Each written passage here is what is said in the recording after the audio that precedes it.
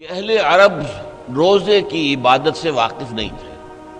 ان کے ہاں ملت ابراہیمی کی کچھ چیزیں تو چلی آ رہی تھی، اگرچہ بگاڑ ہو گیا تھا۔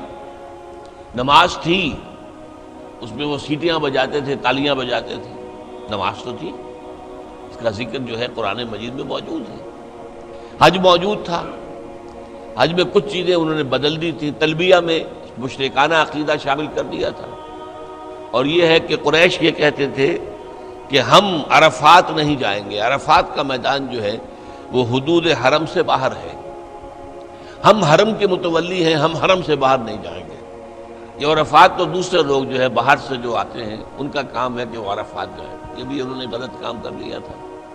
اور جیسا کہ میں بعد میں بھی عرض کروں گا کہ جب سارے مناسک حج ادا ہو جائیں تو اس کے بعد 3 دن کا قیام اور ہے منا میں، وہ 3 دن کا بھی ہو سکتا ہے، 2 دن کا بھی ہو سکتا ہے۔ یہ اللہ کے ذکر کے لیے یہ دن تھے، تو انہوں نے اس میں اپنے آباء و اجداد کا ذکر جو ہے وہ کرنا شروع کر دیا۔ ہمارے بڑے ایسے تھے، ایسے بہادر تھے، ایسے سخی تھے، ان کا ذکر مبالغے کے ساتھ۔ تو بہرحال حج کے اندر انہوں نے خرابیاں تو ڈال دی تھی، حج موجود تھا، حج ہوتا تھا، طواف ہوتا تھا بیت اللہ کا۔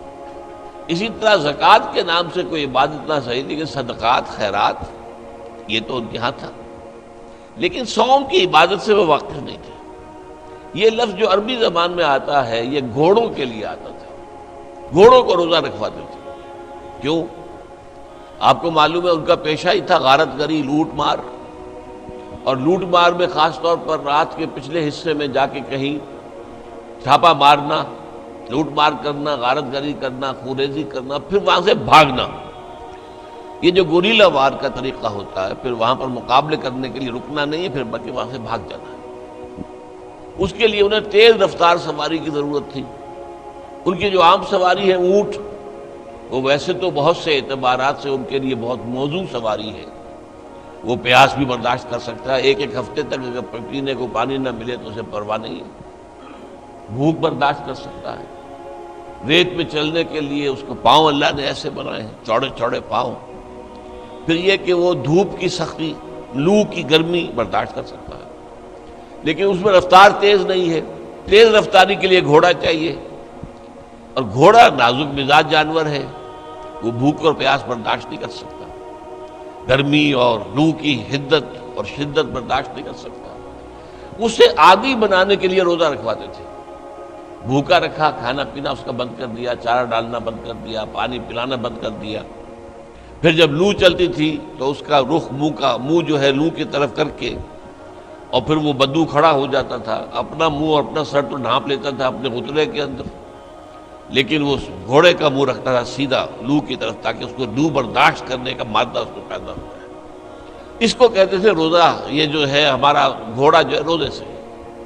تو ہمیں قرآن مجید میں جو مکی قرآن ہے، مکی صورتیں، یہ 2/3 تقریباً بنتی ہیں پورے قرآن کا، اس میں کہیں صوم کا ذکر نہیں ہے۔ ایک جگہ برسبیل تذکرہ حضرت مریم علیہ السلام کے ذکر میں ہے کہ جب ولادت ہو گئی ہے اور حضرت مسیح کو لے کر انہیں آبادی میں جانا تھا، وہ تو ایک بالکل ویران جگہ میں جا کر انہوں نے وہ سارا جو شدت ہے وضع حمل کی وہ برداشت کی، اس لیے کہ شادی تو ان کی ہوئی نہیں تھی، تو اب یہ بچہ کہاں سے آ گیا؟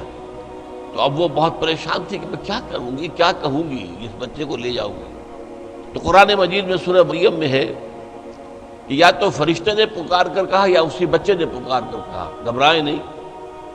اگر کسی انسان کو آپ دیکھیں تو کہہ دیں کہ میں نے تو رحمان کے لیے، اللہ کے لیے ایک روزے کی نظر مانی ہوئی ہے، میں کسی سے بات نہیں کروں گی۔ بس یہ صوم کا ایک ذکر جو ہے مکی آیات میں ایک جگہ پر ہے، وہ بھی برسبیل تذکرہ ہے، کوئی حکم کے طور پر نہیں۔ اس حوالے سے اگر غور کیا جائے، حضور صلی اللہ علیہ وسلم جب مدینہ تشریف لائے ہجرت کر کے، تو آپ نے دیکھا کہ یہودی محرم کی 10ویں تاریخ عاشورہ اس کا روزہ رکھتے تھے۔ آپ نے پوچھا کیوں رکھتے ہو روزہ؟ انہوں نے جواب دیا کہ اس دن اللہ نے ہمیں فرعون سے نجات دی تھی، سمندر کو پھاڑ کر ہمیں پار کرا دیا تھا، اور فرعون کو اس کے لشکر سمیت غرق کر دیا تھا، تو ہم شکرانے کے طور پر روزہ رکھتے ہیں۔ تو حضور نے فرمایا کہ موسیٰ کے تو ہم زیادہ حقدار ہیں تم سے، لہذا مسلمانوں کو حکم دیا کہ تم روزہ رکھا کرو عاشورے کا۔ بعد میں فرمایا یہ یہودی ایک رکھتے ہیں، تم 2 رکھو۔ تاکہ ایک امتیاز بھی قائم رہے، علیحدگی بھی قائم رہے۔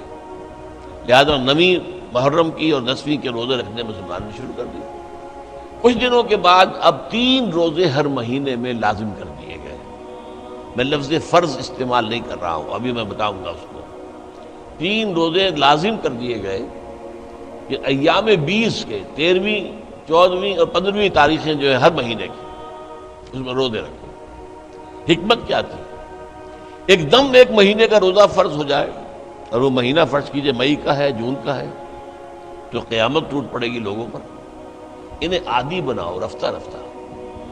اگر گرمی کا مہینہ بھی ہے تو 3 دن جھیل لیں، برداشت کریں، پھر اگر اچھے موسم کے آ گئے تو ٹھیک ہے، وہ بھی آ جائیں گے بیچ میں۔ تو 3 دن کے یہ روزے لازم کیے گئے، اور اس کے لیے پہلا حکم قرآن کا جو آیا ہے، کتب علیکم الصیام، لکھ دیا گیا تم پر روزہ رکھنا، واجب کر دیا گیا۔ وجوب اصل میں 2 طرح کا ہوتا ہے، ابھی میں عرض کروں گا آپ سے۔ وجوب علی العین، وجوب علی الخیار۔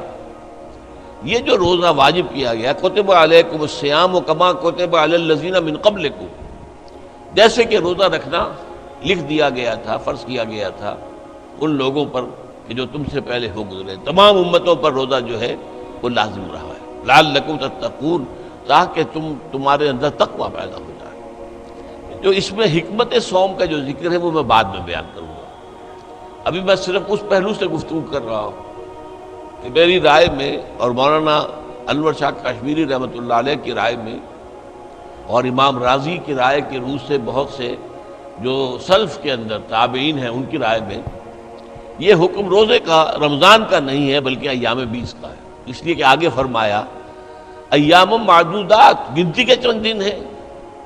اب رمضان کو آپ ایام معدودات نہیں کہہ سکتے، گنتی کے چند دن تو نہیں، 29 دن پورے کرنا، 30 دن پورے کرنا، بہرحال مشقت طلب بات ہے، آسان کام تو نہیں ہے۔ وہ میں گرمی کے موسم بھی آئے گا، اب رفتہ رفتہ ہم جا رہے ہیں گرمی کی طرف۔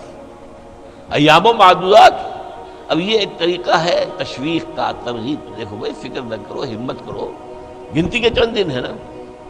اس میں بھی رعایت کی رکھی، فمن کان منکم مریضا او علی سفر فعدۃ من ایام اخر، جو کوئی تم میں سے سفر پر ہو یا مریض ہو تو وہ تعداد پورے دنوں میں کر لے، دوسرے دنوں میں کر لے، یعنی قضا دے۔ 13ویں 14ویں اور 15ویں میں کسی تاریخ کو روزہ نہیں رکھ سکا، یا کسی مہینے میں تینوں روزے جو ہیں کسی سفر میں نکل گئے، تو بقیہ دنوں میں وہ 3 روزے رکھ کر اس کی قضا دے دیں۔ وعلی الذین یطیقونہ، اور وہ لوگ کہ جنہیں طاقت ہو وہ رکھ سکتے ہوں، نہ سفر پر ہے نہ مریض ہے، فدیۃ طعام مسکین، اگر وہ روزہ نہ رکھیں تو اس کا فدیہ ہے 1 مسکین کا کھانا کھلا دینا۔ ایک رعایت اور رکھ دی، 2 رعایتیں ہو گئی، بیمار ہو، سفر پر ہو تو قضا کر لو دوسرے دنوں میں، اور اگر کسی وجہ سے طبیعت بالکل نہیں مان رہی، طبیعت آمادہ ہی نہیں ہے، روزہ رکھنے پر طبیعت جو ہے کسی طور سے آمادہ نہیں ہو رہی، تو اس کا ایک فدیہ ہے، اس کا ایک کفارہ ہے، 1 مسکین کو کھانا کھلا دو۔ فمن تطوع خیرا فهو خیر اللہ، اور جو کوئی اپنی مرضی سے زیادہ خیر کمائے، 1 کے بجائے 10 مسکینوں کو کھانا کھلائے، تو یہ اس کے لیے بہتر ہے، اس کو زیادہ اجر و ثواب ملے گا۔ وَأَن تَصُومُوا خَيْرٌ لَكُمْ، اور اگر تم روزہ رکھو تو اسی میں تمہارے لیے بہتری ہے، ان کنتم تعلمون، اگر تم سمجھتے ہو۔ اب یہ الفاظ جو ہے خود بول رہے ہیں، ترغیب ہے، ان تصوموا خیر لکم، اگر تم روزہ رکھو تو یہ بہتر ہے، فائدہ نہ اٹھاؤ جو تمہیں دوسری رعایت دی جا رہی ہے کہ روزہ نہ رکھو تو اس کا فدیہ جو ہے 1 مسکین کا کھانا کھلا دینا، اس سے فائدہ نہ اٹھاؤ، اسی میں بہتری ہے۔ پھر ایام و معدودات میں نے آپ سے عرض کیا، گنتی کے چند دن۔ اب اصول قرآن مجید کا یہ ہے، القرآن یفسر بعضہ بعضا، قرآن کا ایک حصہ دوسرے حصے کی تفسیر بیان کرتا ہے۔ یہ ایام معدود کے الفاظ آئے ہیں 2 ہی رکوعوں کے بعد حج کے ضمن میں۔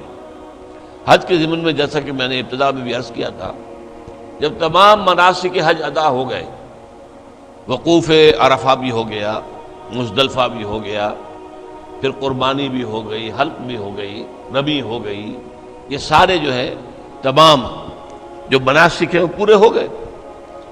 اب 2 دن یا 3 دن قیام کرو منا میں اللہ کے ذکر کے لیے۔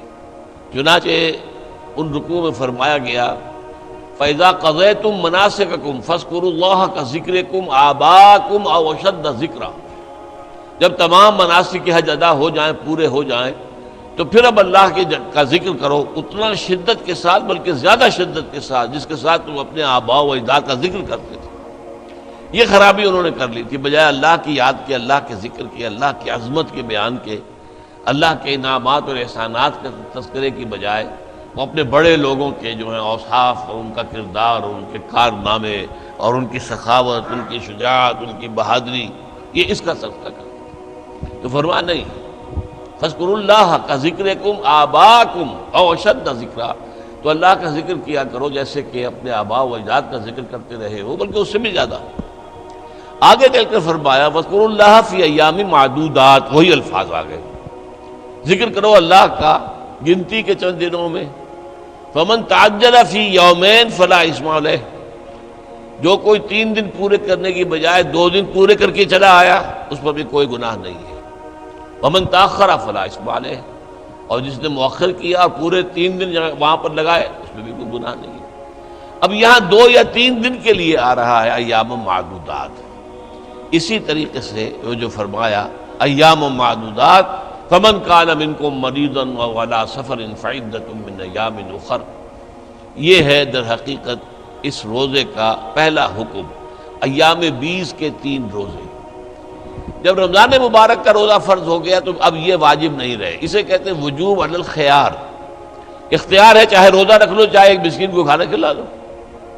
جب رمضان کے روزوں کا حکم آیا یہ وجوب ختم ہو گیا، وجوب علی الخیار نہیں رہا، اب وجوب علی العین ہے، روزہ رکھنا ہی ہوگا لازماً۔ صرف ایک رعایت باقی رہی کہ ہاں اگر بیمار ہو، سفر پر ہو تو قضا کر سکتے ہو، لیکن تعداد پوری کرنی ہوگی، وہ آیت میں بعد میں پڑھوں گا ابھی۔ اب یہ جو رعایت رکھی گئی تھی جب روزہ رمضان کا فرض ہو گیا، تو اب یہ 3 روزے جو ہیں ایام 20 کے یہی لازم نہیں رہے، لیکن حضور نے انہیں برقرار رکھا۔ آپ نفلی روزے رکھتے تھے، 13ویں، 14ویں، 15ویں جو دن تاریخیں ہیں ہر مہینے کی، آپ روزہ رکھتے تھے، باقی رکھا۔ اور بھی جو لوگ جن کو اللہ تعالیٰ کا قرب جو ہے زیادہ پیارا ہے، روحانیت سے جنہیں زیادہ دلچسپی ہے، وہ نفلی روزے بھی رکھتے ہیں، ہفتے میں 2 روزے، پیر کا روز اور جمعرات کے روز، اور مہینے میں پھر 3، 13ویں، 14ویں اور 15ویں، یہ نفلی روزے۔ یہ رمضان کے روزے تو فرض ہو گئے نا۔ اسی طرح جو روزہ نہ رکھے تو پھر ایک مسکین کو کھانا کھلا دے، اگرچہ یہ مطلقاً تو یہ معاملہ ختم ہو گیا، لیکن حضور صلی اللہ علیہ وسلم نے حکمت دین کے پیش نظر اسے برقرار رکھا۔